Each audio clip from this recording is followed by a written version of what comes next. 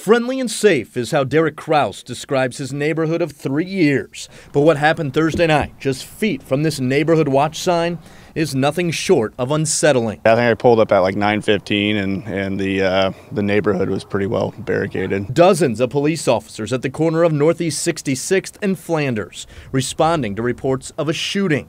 Neighbors we spoke with say they heard 3 shots. I kind of waved an officer over and just said, "Hey, what's the situation here?" And he's like, "Oh, there was a shooting, suspects on the loose." That suspect, according to authorities, was the seller in an online transaction. The victim was the buyer.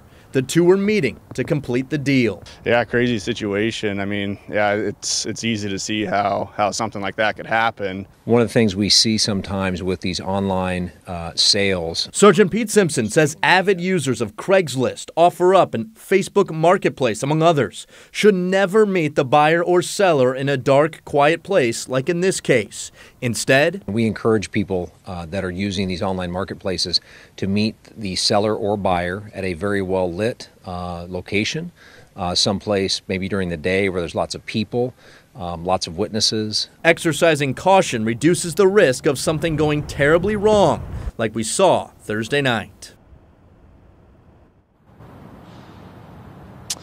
No doubt about it, a shock for people in that neighborhood. We can tell you the victim in this shooting should survive, which is much better news than what we were hearing just last night.